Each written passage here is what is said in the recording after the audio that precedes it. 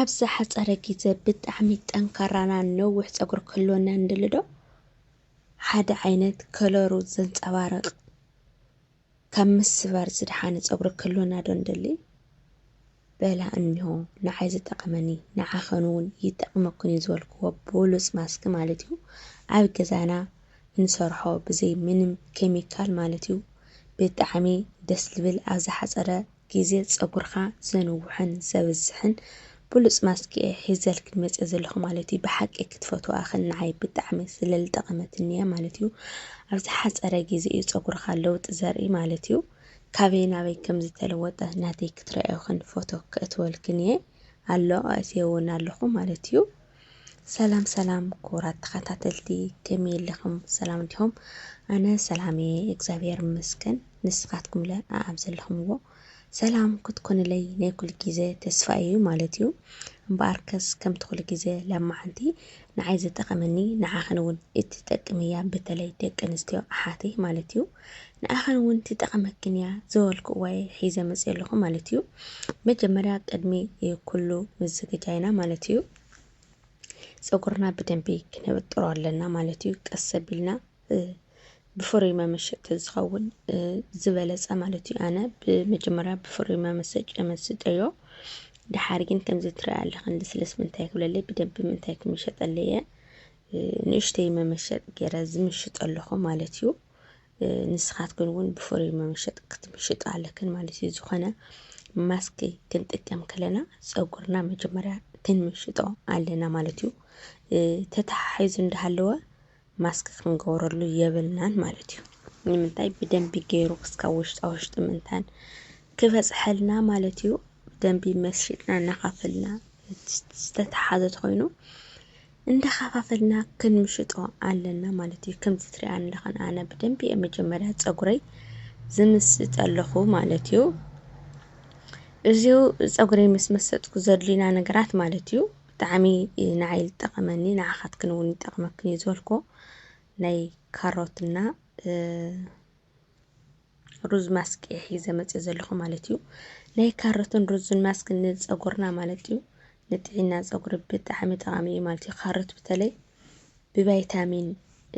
ኤ ሃፍታም ስለዝኾነ ማለት እዩ ንፀጉርና ብጣዕሚ ከብልጭልጭና ካብ ምስባር ከድሕነልና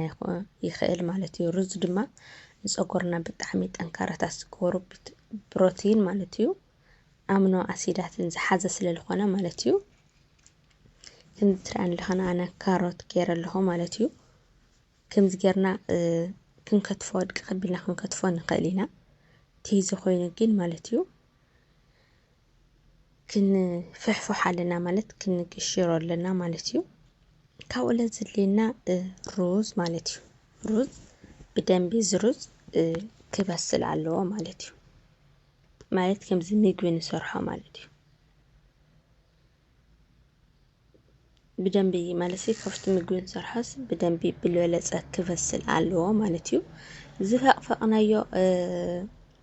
ናይ ካሮትና ሩዝ ብሓንሳብ ሓቢርና ደባሊቕና ማለት እዩ ካብኡ ለ ቅብኣት ንዓና ልንጥቀመሉ ማለት ዘለና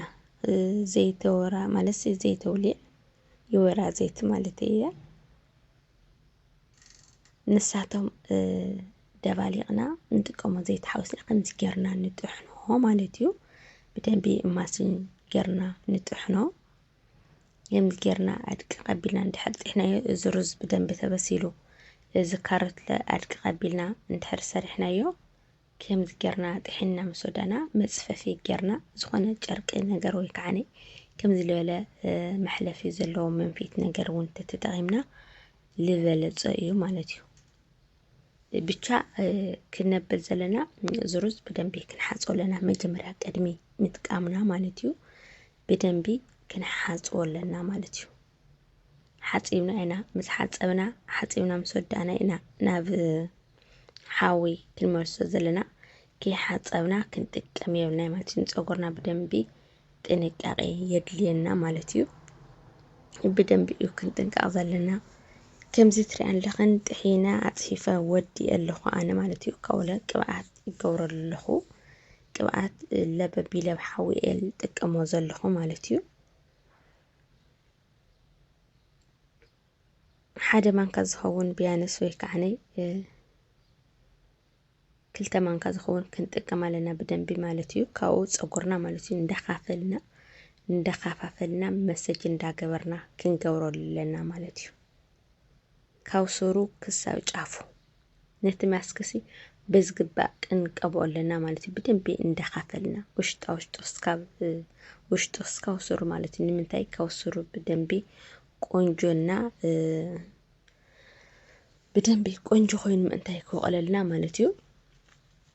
ክሳብ ውሽጡ ክንገብረለና ማለት እዩ ቢያንስ አውሶምን ሓንቲ ጊዜ እዛ ማስክ እዚኣት ተጠቂምክን ብርግጽ መናነ ማለት እዩ ጸጉርክን ኣብዛ ሓጸረ ጊዜ ክልወጥ ማለት እዩ ናይ ብዙሕ ነገራት አለው ንባዕሉሲ ናይ ካሮትስ ዝተዘጋጀየ ማስክ ኣሎ ዘይት ኣሎ ከምዚ ብደረቅ ከም ክሬም ነገር ቅብኣት ኣሎ ማለት እዩ ብጣዕሚ ጸጉርካ ጠንካራ እና ክበዝሕ ይገብሮ ጫፍጫፉ ክልተ ዝኾነ ብጣዕሚ በሊሕ ይገብሮ ማለት እዩ ምንም ክልተ ክወቅል ኣይኽእልን ማለት እዩ በደንብ ጌርና መሰጅና አግበርና ግን ክስካው ውሽጡ ማለት እዩ ከምዚ ትሪአን ዘለኻና አነ ሰውሽጡ እናኸፈልኩ ካውለ በሓንሳብ መሰጅና ጎርኩ የዝገብረለኹ ማለት እዩ እና በደንብ ጌርና ክስካው ውሽጡ ክንገብረሉ አለና ማለት እዩ ቢያንስ አውሶምን ሓንቲ ጊዜ ብኦነት ማለት እዩ አውሶምን ሓንቲ ጊዜ ተጠቂምክን ብጣዕሚ ጸጉርና ለውጥ ዘምጽእ ማለት እዩ ብጣዕሚ ማለት እዩ ጸጉርና ክልወጠልና የብል ሓጸረ ጊዜ ማለት እዩ ጸጉሪ ንጓል መልክዕ እዩ ዝበሃል ሓቀይ እና ጸጉርና ኣብ ገዛና በዓልትና ክንከባኸብ ኣለና ማለት እዩ ኣብ ገዛና በቀሊል ነገር እዚ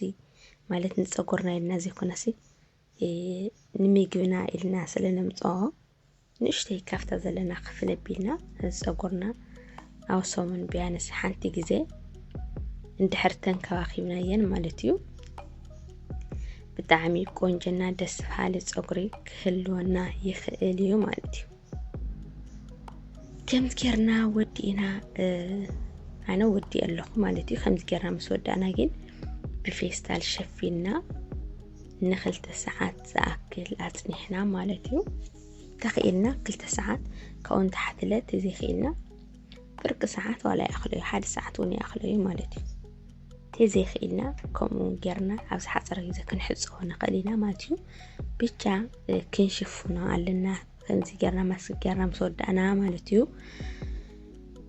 ክንሽፍኖ ኣለና ማለት እዩ ከምዚ ትሪእዎ ኣነ ናው ኩሉ ጸጉረይ ጌራ ወዲ ኣለኹ ማለት እዩ ከምዚ ጌረ ምስ ወዳእኹ ተሸፊና ማለት እዩ ኣብ ምሕጻብ እንኳን ኣይሰራሕልኩምን ኣብ ካሊእ ጊዜ ክሰርሐልኩም እየ